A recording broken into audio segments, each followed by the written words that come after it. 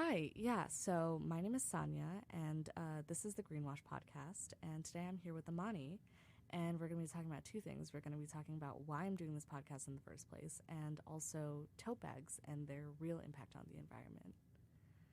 And do you want to say anything? Oh, hi, my name is Imani. I go to Loyola University, Chicago. I'm an environmental policy major with a minor in Spanish, and I care heavily about the environment and know a bit about greenwashing, so I'm excited for these topics today. Yeah, so one thing I kind of wanted to start with was just a bit of an introduction, because I understand it's not very clear why I'm doing this. Basically, and this was kind of especially in 2020 when we kind of had nothing to do other than be on social media, I was noticing a lot. Every time I would go on an Instagram reel or a TikTok, I would notice that in TikToks or reels where it wasn't even the topic, people in the comments would be kind of almost fist fighting over the sustainability of the person in the video. For example, like if someone was in a video and they were just wearing something, I would see in the comments like, oh my God, is that Shein? I can't believe you're wearing that sort of thing. Or a video of someone blowing up balloons for a birthday party, and all of the comments, like from top to bottom, were about like, oh, balloons, not biodegradable at all. And there would be people arguing with each other, like in a video of someone making a resin like keychain or something. Like, oh, is this okay for the environment? Is this not okay? When that wasn't even the question in the first place, but it would just kind of pop up in these comments. And I started noticing it so much that I was like, this was truly not what the social media landscape looked like back in even 2015. Like this is, I feel like, a very recent thing to have this many sort of debates about what is and what isn't sustainable and bring it into kind of everything. Have you kind of noticed that a lot in social media? I definitely have. I think that people just want to be good. I think everybody wants to be good, and everybody wants to think that other people think that they're good. Mm-hmm. And, being environmentally conscious can be a really good way for people to think that you're good. Because what's bad about caring for the environment? Yeah, exactly. And that's kind of the principle that a lot of people operate off of. And it's certainly like the new factor for like proclaiming how good you are. Like it used to just kind of be like, did you donate? Did you, do this or whatever? And now it's also this added factor of like, oh, are you environmentally friendly? Do you know your stuff? That's kind of what it was. Definitely. I started to notice a lot that like, and this was like in almost every comment section, that there would be kind of an argument taking place over the ethics of buying from a particular brand. That was just kind of appearing in the video. Like the video wasn't about that brand, or like buying from the particular brand or a product that was visible in the video. And a lot of the arguments I would see were basically about like, oh, quote unquote, this isn't sustainable. And then someone below would be like, okay, well, that's a bit classist because maybe people who are low income, that's all they can afford to buy. And then there'd be another comment that's like, well, blah, blah, blah, blah. Yeah. Right? And that's not really a fair argument, but... Yeah, it's a very, first of all, it's a very two-sided argument because I could, kind of see both sides. I do think, and this would just be an interjection, but I do think in terms of like fast fashion and that sort of thing, I think the people who are usually causing problems are the one who are buying $700 like fast fashion hauls. Yeah, the ones... Because you definitely have the money to buy better clothes. Definitely, like... And I think that's what a lot of people forget about all consumerisms. It's not your average consumer that's hurting the market. It's those people who are living on these margins and extremes who are hurting the market. Yeah. The people who live with getting way, way, way too much from Shein. The people who get 700 plus items Shein haul, put it on YouTube, make money off of that video, make money. You know what I mean? Exactly. Profiting and capitalizing off of people's true need for new clothes. And that isn't to say that, if you shop at Shein, you're a bad person. But it is to say you have to be aware of the impact that Shein has on the environment, on other people. Yeah, and I think it's fair to like remark that usually people who are buying in Shein at those extremes are the ones who are causing a lot of the problems. Yeah. And they're also a problem in the sense that if you're spending like $700 on Shein, you have $700 to spend on clothes, right? You could easily buy something else. Because then at that point, it's just about quantity. It's at really that just point, about it's consuming. just about quantity. Yeah. It's about quantity, and it's like a new wardrobe every season and that sort of thing. Definitely. And someone pointed out how like a lot of those clothes end up just trickling down into thrift shops anyway, which is really sad. I definitely see that. Exactly, right. So in the end, the whole cycle, like rich people will buy ridiculous amounts of fast fashion or Shein specifically, and then of course it's fast. Like it's not gonna it's fast. It's not gonna last, and then throw it all out into like, let's say, a thrift store. And then it ends up going into low-income communities anyway, whether you want it or not. So it's not about wearing Shein clothes. It's about consuming Shein. Yeah. And those are two different things, you know. Just because you're wearing a Shein clothes doesn't mean that you're consciously consuming Shein. Like, if I have a couple Shein items, never shopped at Shein. I get them from the thrift store. I only shop at thrift. Every single thing on my body right now is thrifted, even my shoes. Like, I just don't shop at those type of stores, which is a personal decision that I made when I was very young.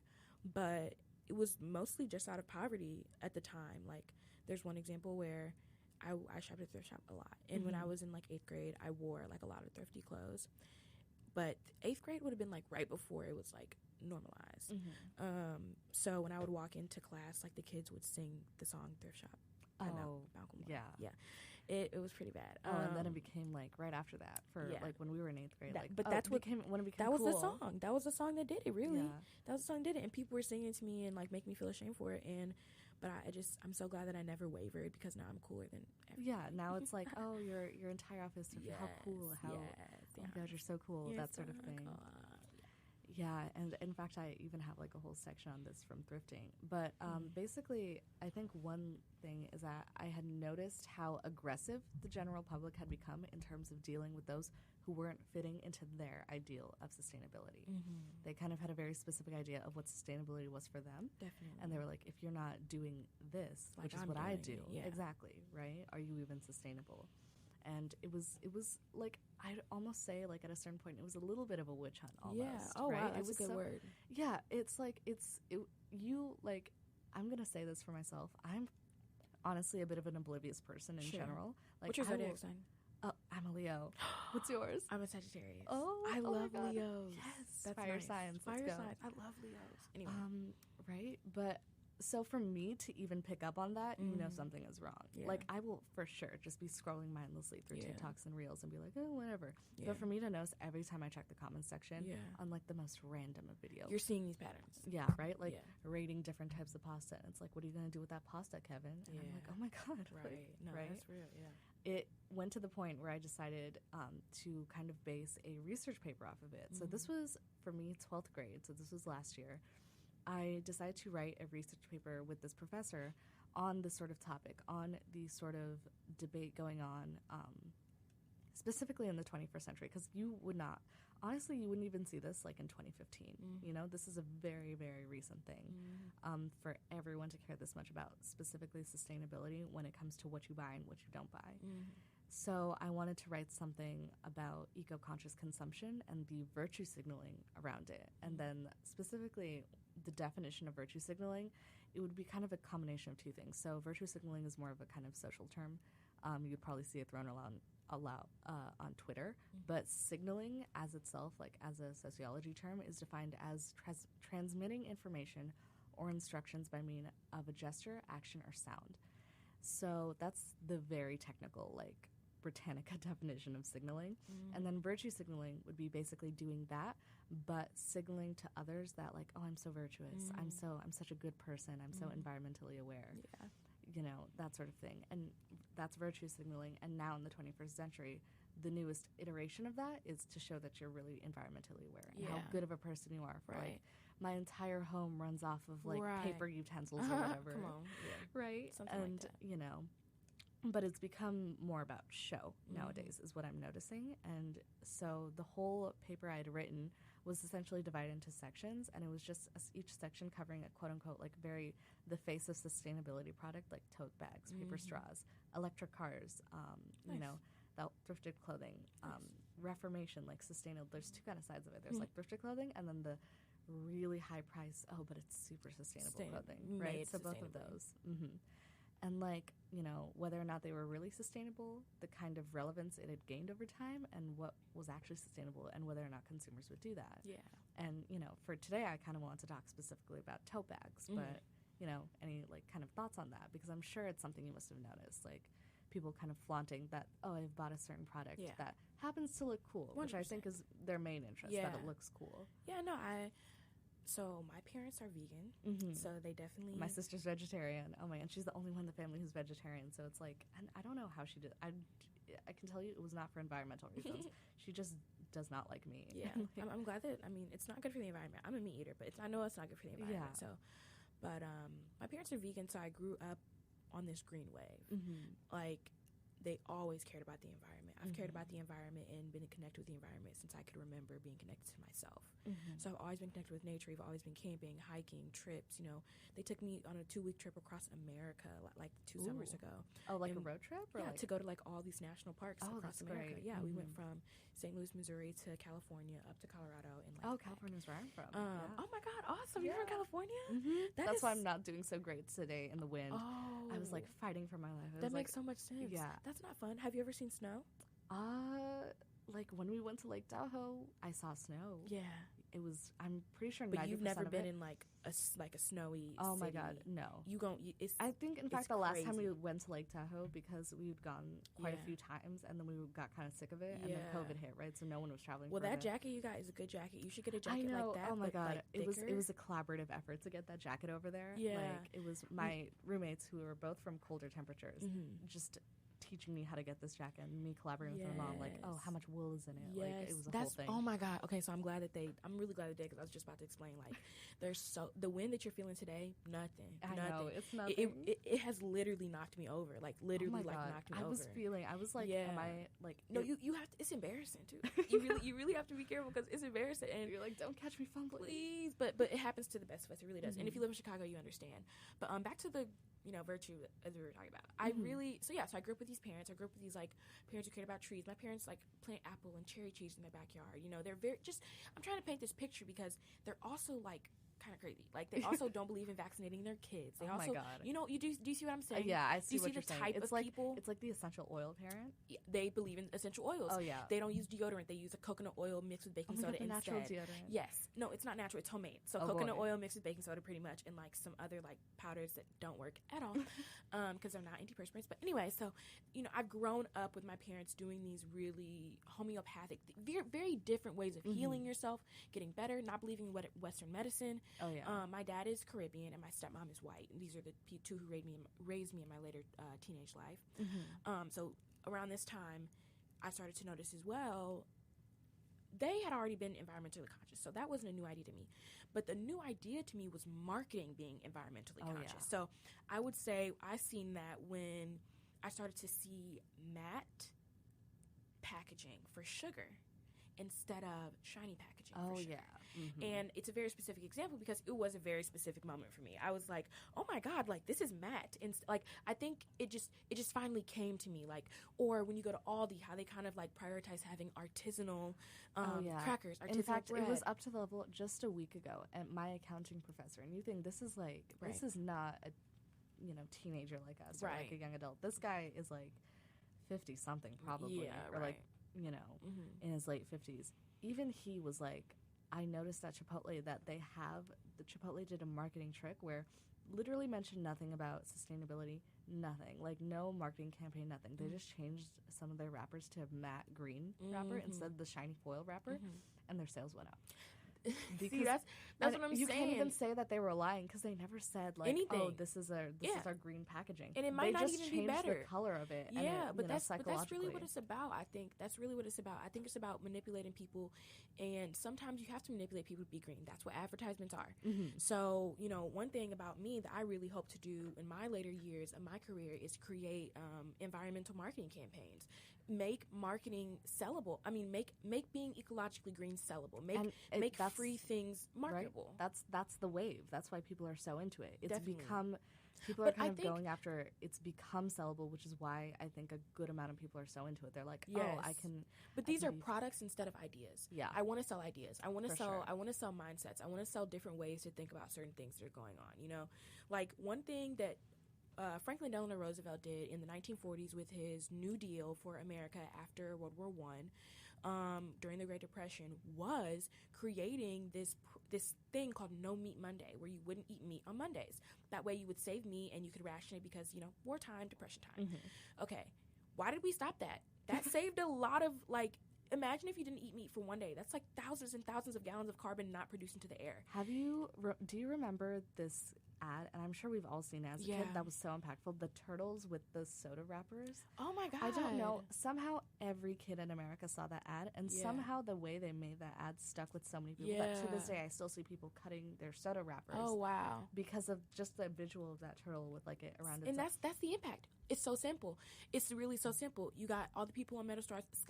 Visco girls. Oh my Boom. God. No more plastic water bottles. Everybody got a metal water bottle. Yeah, you know what I'm saying? Flask. Right. And it's not that Hydro Flasks are better for the environment. It's that plastic bottles are bad for the environment. Yeah. And I think that that's what people are kind of running into, is that they think that, oh, this is a better alternative.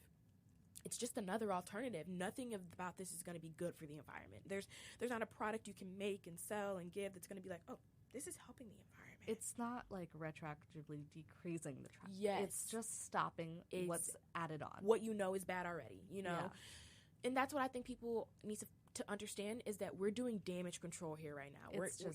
We're not making actual change. We're doing damage control. Oh, I knew that it was like, obviously growing up at our age, like environmentally friendly things had always been kind of a building thing. Yeah. I feel like it really, really exploded around like 2020, like as in like became the forefront of it. I knew it was something when I came home and my mom had like a bunch of glass and metal straws and I was like, oh, you're on this now. Yeah. And I was like, oh boy, I guess we're all in on this now. And you know, which is, it's good, but it's misleading. Yeah. It makes you think you're doing something you're not. But yeah. And I think like that's the kind of general thing where it's not like, you know, sometimes you get this feeling that like, oh, I'm like almost actively fishing plastic out of the Pacific Patch. And like, that's not what's happening. You're just kind of stopping further ones from being added. Like you're just with that metal straw, maybe you're stopping you from adding into the waste of like the 100-pack of plastic straws you would have bought from like Costco or whatever. Most definitely. And I specifically, like the first thing I had brought up like when I thought was tote bags. I literally have one like right over there. Most like, definitely. Buried under my jacket. It's used.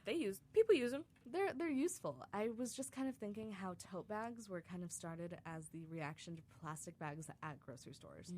And the research I had done, so actually one thing I had done in my research paper was that for all these products I'm mentioning, also tote bags, I went on Google Ngram, and Google Ngram, what it does is that it's basically this graphing tool or this like data tool. And if you go and you input like a word or a phrase, like let's say tote bag, right? It's going to bring up a graph, and on the x-axis is like, you know, decades, right? And it's going to bring up a number of how many times that word has appeared in some sort of literature, like articles, magazines, newspapers, journals, anything, how many times it's appeared in that year. So it's like you can see the curve of how many times the phrase tote bag has just appeared in general writings from like 1920s to 2020s, right? Oh. And you can see a huge... That's useful. Yeah, and if I had like looked at the Ngram over there, you basically, it starts like very, very low, obviously. There's a point where it's not there because it had not been invented, like the phrase. And then you can see a kind of, you know... Spike.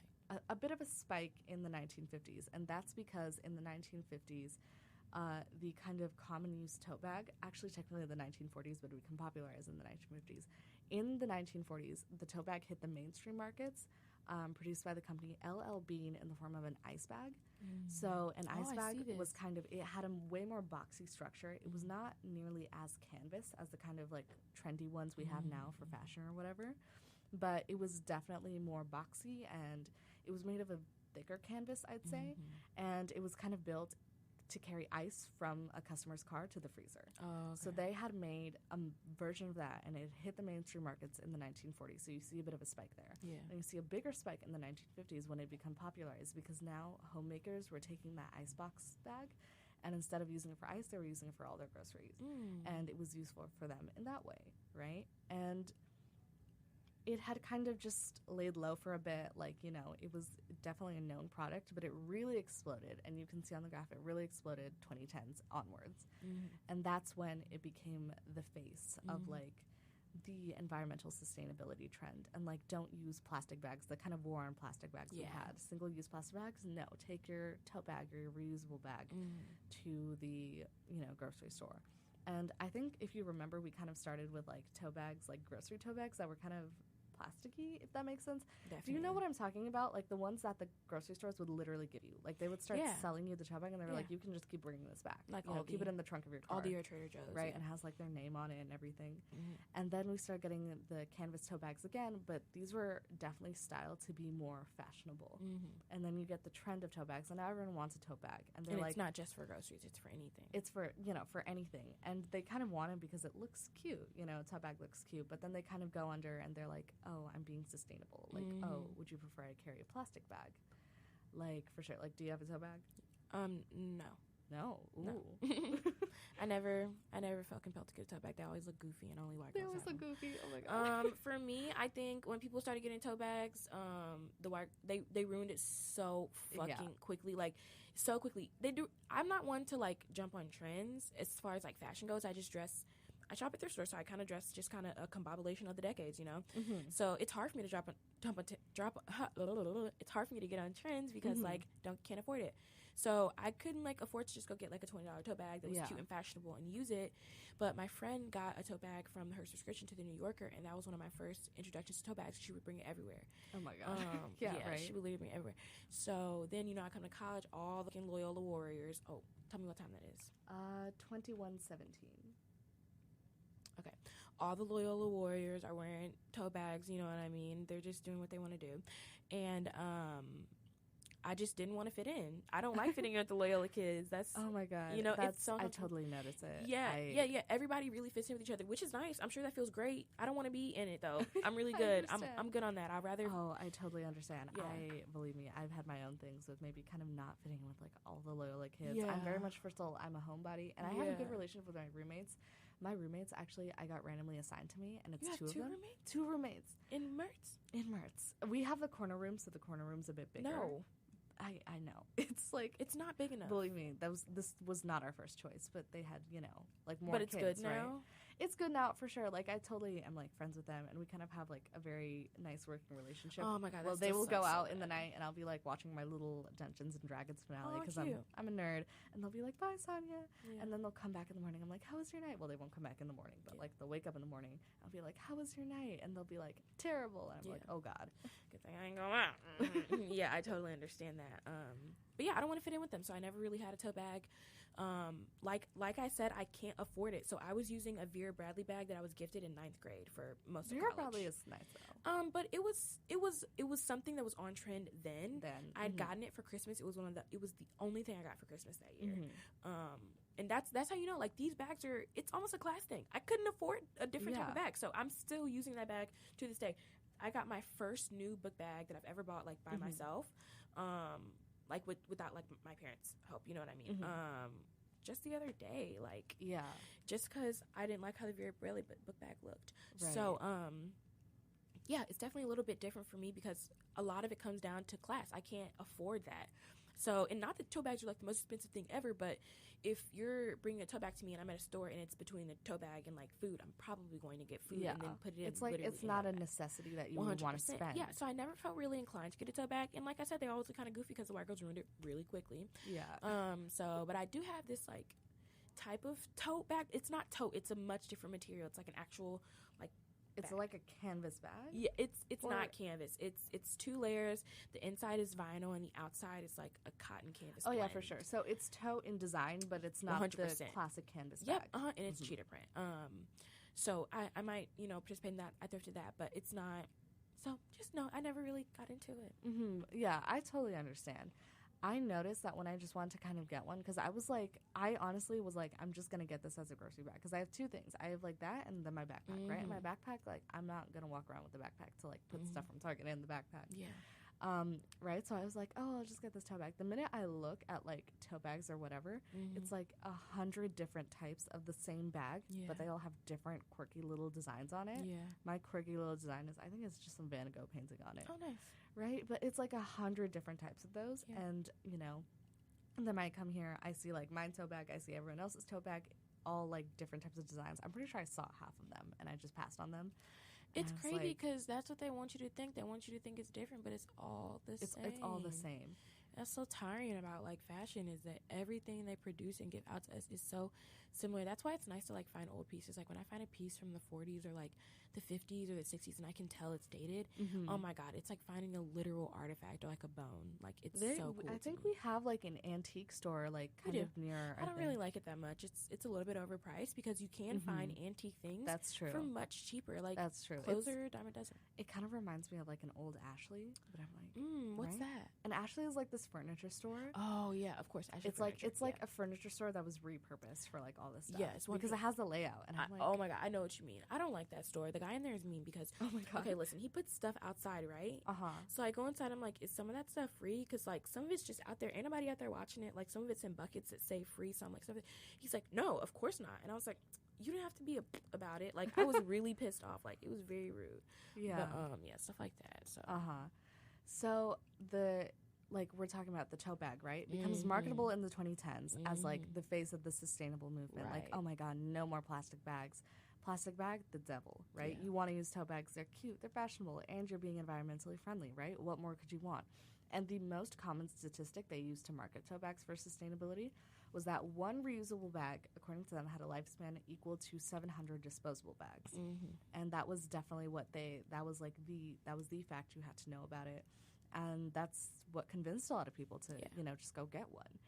And many do kind of see it as a useful shopping tool, but also as a method of showing others their contribution to society. Yeah, it's definitely it's like a status thing. It was especially, I'd say, now it's definitely more of a style thing just because so many people have it. Yeah. But when we were at the period in the 2010s where it was definitely like on the rise, but like it wasn't like everybody had it yet.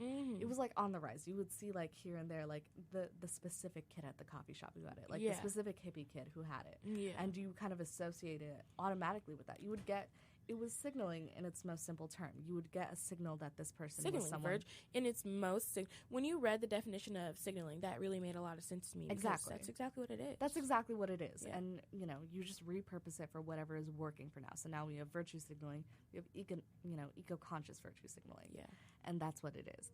But the interesting thing is that, that's what they use to market it. But if you actually look according to research, reusing just a single plastic bag that you get from, the grocery store or whatever, just reusing a single plastic bag 3 times has the same environmental impact as using a cotton tote bag 393 times. Yeah, so that's basically, when you hear that, you're like, okay, then why aren't we doing that instead? First of all, these plastic bags, I think we also have to understand, are already produced. If they're not used by you, they're going in the trash. If they're used by you, you use it and you throw in the trash. If they're not, they go in the trash as well. They're not personally made for you. Yeah. So I'm not saying like buy with your name on your tote bag. No, I totally understand the sentiment. Yeah, I'm not saying like buy every plastic bag in the world because it doesn't make a difference anyway. No, but you're saying the individualism that it lacks is good for the environment because it doesn't make you feel like this is for me. It makes you feel like this is to be used, period. Yeah, exactly, right? But yeah, so that's kind of the statistic that just reusing that plastic bag 3 times would kind of have, honestly, you think about 393 times you use your tote bag. If you're using your tote bag every day, 365 days in a year, right? So that's saying that reusing a single plastic bag 3 times has the same environmental impact as using, let's say, a cotton tote bag for a year. And I don't want to make assumptions, but if I think about the average tote bag user who is maybe like a teenager, I just really want to think about maybe how long they're going to keep that tote bag before they find a different tote bag with a design they think is cuter. And then they like recycle that tote bag or whatever it is. And the reason that it has the same environmental impact as that is basically because a study called, and this is a very long title, but a study called The Life Cycle Assessment of Supermarket Carrier Bags, a review of the bags available in 2006, discovered that when accounting for the production and overall transportation of the bag, so producing the tote bag and then transporting it, shipping it, all of that, the composite carbon footprint came to about 598.6 pounds of CO2 or carbon dioxide. God. And then for the standard like HDPE bag, which is like your plastic bag, emits 3.48 pounds. Oh, okay. Yeah. So that's what that's how. Yeah, you just reuse your plastic bags. It's for the numbers. I definitely think that, if there was any call to action here, it's reuse your plastic bags. Reuse your plastic bags. So basically, many researchers have come to the conclusion, they've told the public that the best course of action would just be to reuse literally the plastic bags. Do you know, you can make so many marketing campaigns for this. Like, this is so easy to market. It's very easy to market. And especially if we're talking about people who are using, because we're talking about plastic bags from grocery stores, if we're talking about people who use tote bags for grocery items, then it's very easy to just swap them back out. That's kind of the principle. And I do know, actually, I do remember, that a lot of families do kind of keep their plastic bags and use it as like trash bags or whatever. But I wanted to point out, and I was thinking about this, that typically the half-life of that is like 2. Mm-hmm. Like, you use it when you get it, and you use it as trash, and then you throw it out. Yeah, exactly. So it gets not thrown 3. out with the trash. It's not 3. And I think that third one would really make a difference for a lot of families. Yeah, right? So I would kind of want to, especially because if you get one plastic bag, let's say from a grocery store you visit a lot, like, I don't know, Trader Joe's. Trader Joe's is very onto the tote bag thing, because Trader Joe's is very much the quirky. They're like the quirky, like, because they use paper bags. Paper bags, right? Paper bags also have a carbon footprint that's pretty sizable as well. I could imagine. I'd say, especially when it comes to the cutting of trees for paper bags. Yeah. It's still a bit that better. alone. But, yeah, for sure, right? So that's totally one. In fact, I'd say reuse your paper bags, too. It's just that paper bags, I'd worry, are not as structurally inept as the plastic bags. But reusing that is kind of the main point.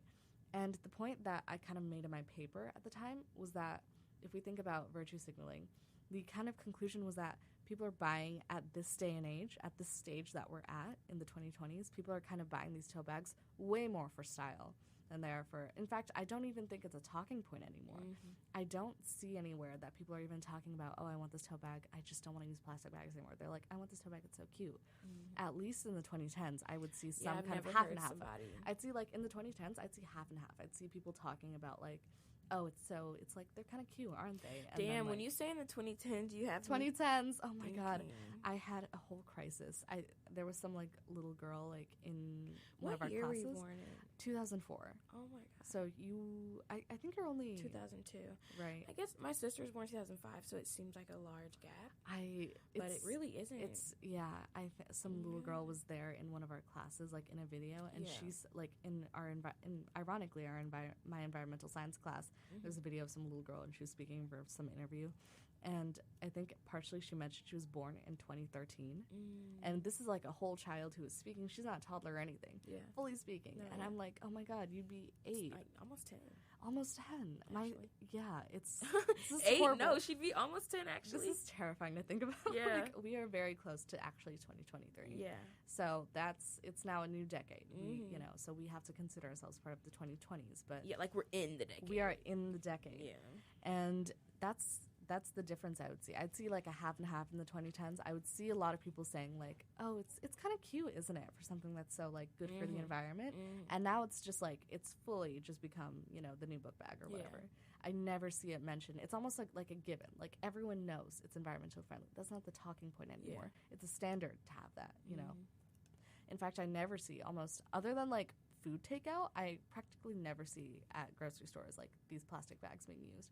I'm not saying it's a bad thing, especially when you consider, I'm not saying it's a bad thing, especially if we're talking about families that do reuse, because I think in our family, especially like if we have to go to Costco or whatever, we only use those reusable bags, and we've probably been using them for like 6 years now or whatever, because that's when we kind of moved.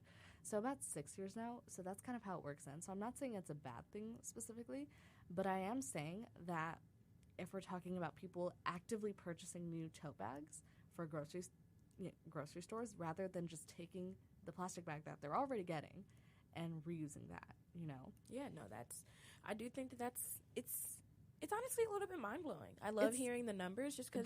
those are the numbers, right? It just makes you think. It really puts things into a truer and more realistic perspective. Yeah, back into and reality. it's 598.6 pounds of CO2 versus 3.48 pounds. So that would come, like, if you're, like, doing really rough rounding, almost 200 times more. Yeah. Yeah. And And it's like, are you using it 200 times more? I guess the potential is there, but... The potential is there if you're using it every day for a year. It's just, and it's the same problem with Shein. It's not about, like, using it as if we have a set amount that's not moving and we're allocating how we're using it. It's about the fact that when this becomes a trend, more and more are being produced. Yeah, it's really about being conscious. It's about like the active addition of production. 100%. Yeah, and it's a bit of a grim conclusion, but it's the conclusion. It makes sense. Yeah, the conclusion is that if consumers were genuinely motivated by environmental concerns and not virtue signaling, then they would kind of take one for the team and use a plastic bag and continually reuse it instead of buying a brand new tote bag. And the thing is, you know, if you genuinely cared, you would do that. The thing is, how marketable would it be compared to the tote bag? Because it's not cute, you know? It's not like this cute little thing you could buy with your own design, and you're like, look at my tote bag design. It's different than the other girls' tote bag designs, and, you know, that sort of thing. But I do think there is something to say about the fact that nobody really knows that. Like, I mean, that's, of course, that's true. Yeah, like, of course you're saying these people are telling people, I didn't know this that. Is, of course, I had to find this out through, like, a lot of research, right? So, like, that's something it was, like, one part to find out why, like, oh, okay, so, you know, reusing a cotton bag 393 times is the same as reusing a plastic bag 3 times. I'm like, why is that? And then finding out, like, just the ridiculous, disproportionate carbon use for both of them. Yeah, that's separate paper. Yeah, that's definitely something that is not very easily. The information is not very easily accessed. So, you know, I don't want to speak too quickly and be like the consumer doesn't care. If the consumer actually cared, like they could totally care, but just think that they're doing the right thing. Exactly. I mean, I care about the environment. It all comes down to marketing, sort of. It's almost like people who wanted to just market the tote bag as a product latched onto the environmentally sustainable thing. And I'm not saying that tote bags are not at all sustainable or a terrible thing and they're actually doing something worse. But I would say that they have taken advantage of that sort of statistic and really pushed it. And it's more about marketing the product rather than actually thinking that you're doing something friendly. And then that's how that reflects on consumers. They don't know those statistics, and they truly think they're just kind of a victim of the campaign. Definitely. And, you know, you could be a victim of any campaign, and sometimes, like, I don't want to be like a victim in a good way, but you can always be impressionable in a way that can be positive for other people. And it's also getting down to what is actually good, what is actually virtuous, who is to decide that other than yourself and others who view you. So I definitely think there's so many different components that go into there, and a lot of the times when economists or, you know, statisticians get into these mind spaces, they're really quick to blame the consumer when it's really easy to figure out any other way to blame somebody else who's actually more responsible for the problem at hand. Like, how could you blame me for buying a tote bag when, you know, in some cases, tote bags are already produced. They're right in front of you. Or how could you blame me for getting this plastic bag? You know, if you were looking at this from my perspective, up until literally right now, I use plastic bags at stores. I ran out of tote bags like a year ago. And I have a reusable bag that I use, but I lost it. So I use plastic bags at stores. That would be me not being the most environmentally conscious, but I'm not doing it on purpose. I just don't have access to tote bags right now. Exactly. So, you know, it's less of a consumer issue. It's more like what is right in front of me. Like, so. And that's basically, it's a circle back to what I notice on social media. Like, it's all just the same cycle of, like, deciding what is and what isn't friendly. And it's kind of deciphering, like, what's a marketing campaign that's been fed to me versus what are the real facts, right? And, in fact, very ironically, like, a month after I had, like, researched all of this, I saw another fist fight in the comments of some random thing. And it was like a TikTok reel of some just girl, like, deadpan. I hate the thing where, like, they deadpan face the camera and it's just some text and they're just, like, staring at the camera. I'm like, you could just put a blank background. Your face doesn't have to be here if you're not going to say anything, right? And the text was like, you guys know that tote bags aren't nearly as environmentally friendly as you think, and da-da-da. And it was exactly what I researched. I was like, oh, looks like it's out. And, you know, all the comments were kind of arguing. You know, half were like, it's true, and half were like, it's true, but, like, oh, what about this and that? And I feel like it's almost arguing for the sake of arguing. It's not even, it's how would I describe this? It's very much become a sort of, are you doing the right thing? And arguing against it if you're not, rather than acknowledging that sustainability is going to look different for everyone depending on what your capabilities are, and that sort of thing. And that there are pros and cons for everything. In fact, there's a sort of thing called, like, it's not an opportunity cost for sure. That's a economics term that's very different, but I'd say almost a cost for using these bags. And for tote bags, it's the sort of, like, burden that you have to take on as a user of the tote bags is carrying it around everywhere. Plastic bags, you get it over there, so you don't have to bring your bag to Costco if you're getting it over there, right? And then so people are kind of willing to take on that consumer burden because it kind of doesn't outweigh the pros for them, which is like, oh, the tote bag's cute and it's sustainable. They're like, I will carry it around for that. Like, it seems like that's fine. I'm just wondering, would they be willing to do that with a plastic bag? Because with the plastic bag, it's the same principle. You carry it with you like the tote bag. You got to take it. It could sometimes even be smaller. Yeah, right?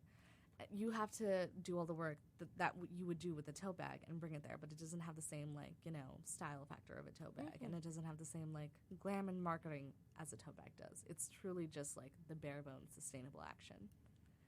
Yeah, and it's like, would they?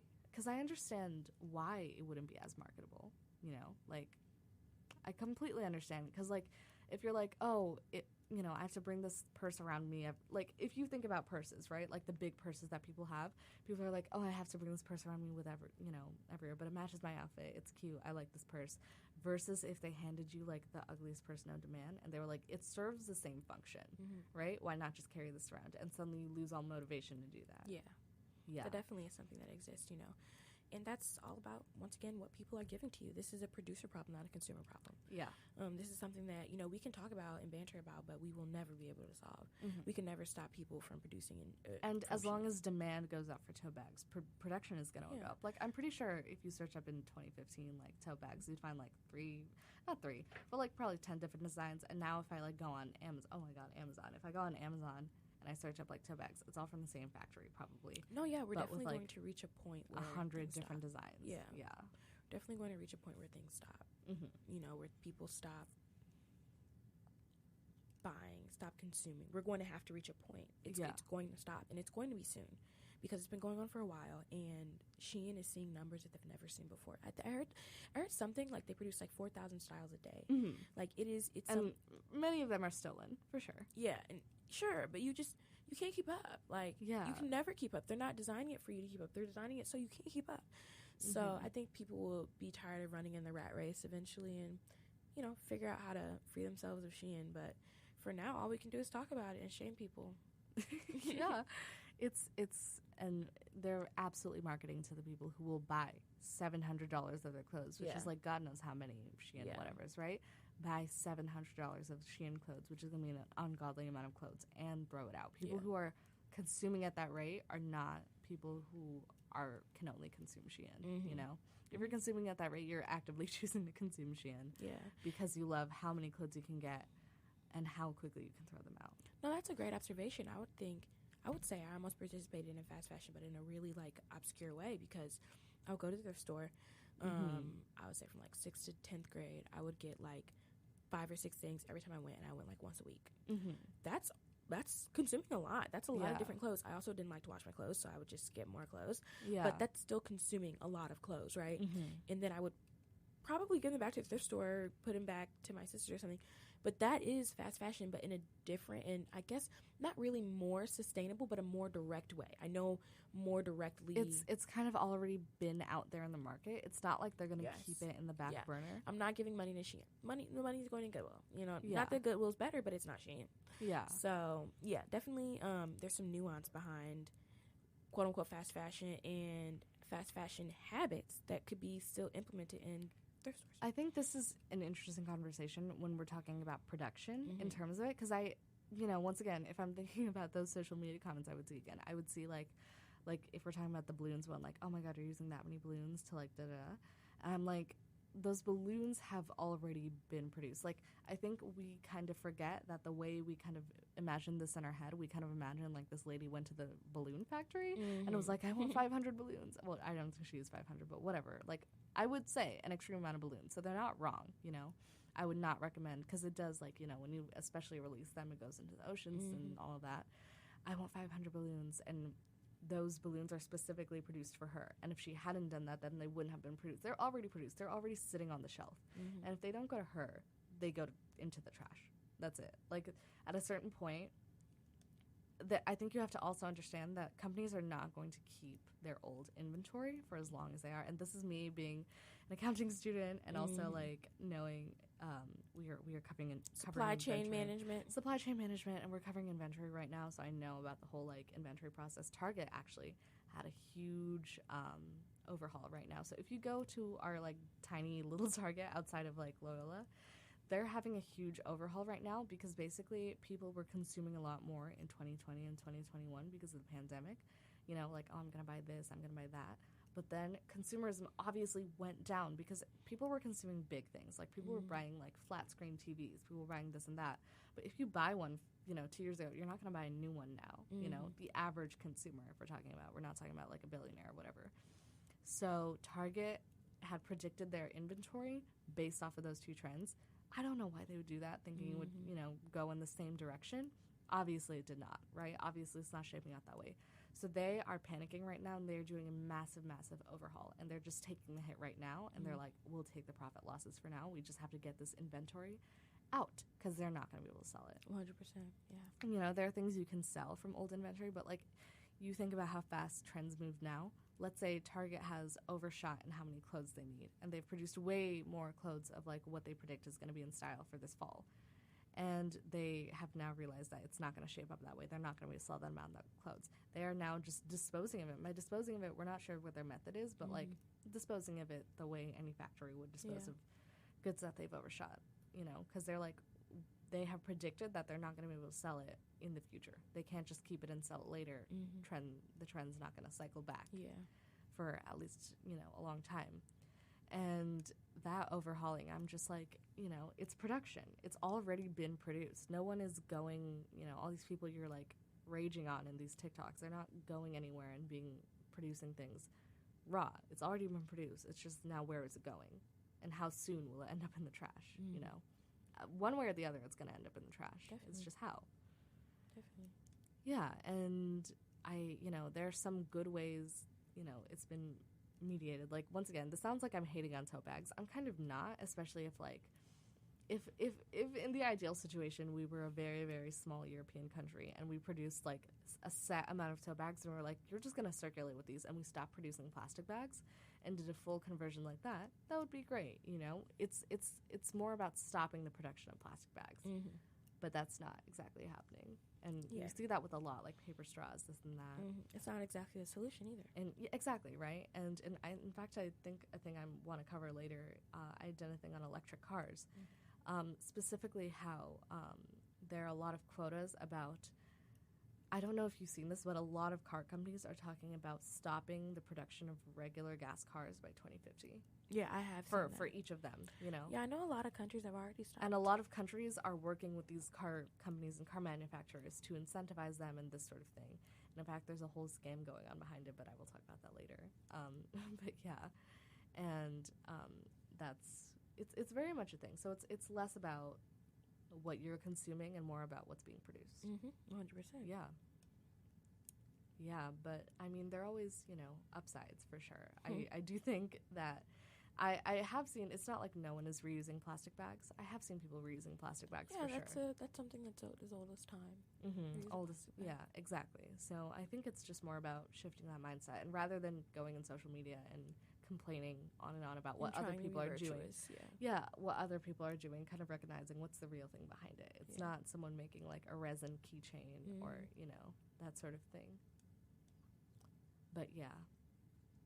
It also comes down to have you seen the argument a lot about, like, we're talking about producing versus consuming, but have you seen the argument a lot about, like, why even bother raging on people, online? The big fault is that, like, 70% of this is produced by these, like, 5 companies, that sort of thing. No, that's definitely what we've been saying. That's the biggest argument. That's the biggest argument, yeah, but it's like, where does personal responsibility end? Where does, that sort of thing start? It's very personal. It's because I feel like we don't have an answer yet. It's just an ongoing debate. We're not sure whether or not. We're not sure at what point does personal responsibility end, and at what point do you have to start pressuring companies? How much can you even pressure these companies? Who influences who? That's a big debate, actually. Who influences who? I think the theory, some people are saying that if you are less inclined to start, if all of us as a whole start boycotting, like, this good that's not very sustainable, like plastic straws, for instance. If all of us start boycotting plastic straws, companies will take notice and then they'll shift their thing to, paper straws because it won't be profitable for them anymore. So it's complicated for sure. It is, yeah. It's convoluted. It's convoluted, yep. But I don't know. Like, what do you kind of think about the tote bag debate in the end? Like, in the end, when it comes down to it, I don't want to shame people for trying to be environmentally conscious. They're trying. We're all trying. We're all making these attempts and these efforts to do the best we can for the environment and everyone else, and ourselves as well. So I try not to step out of my bubble and go into people's bubble and judge them. I do not tell people not to shop at Shein. I really, not saying I don't care, but it's not going to solve the problem. It's not going to solve the problem if I tell you to stop. It's not going to solve the problem if you stop. Like, that's not the problem. The problem is Shein producing it. Yes, the problem is just bigger than that. So it's bigger than you or I. So, I try not to jump out of my skin to do that. So I don't really care too much. I think it's something that's good to talk about. Mm-hmm. I think it's good conversation to bring up. And like I said, I'm big on education and discourse, but I don't think that it changes anything that I think specifically about what people should and should not do with tote bags. Yeah, I definitely think, like, the people call it the cult of Shein, or I guess in this case the cult of tote bags, are all these, like, very glamorous producer-made things. It's, Shein's not going to stop until people as a whole start losing interest in Shein, Definitely. But when does that happen? Because it's not up to one person not, buying it. When do people as a whole stop wanting to have, that many trendy clothes in that sort of time? I understand of course, who doesn't want, like, these cute clothes for this price, that sort of thing. Yeah.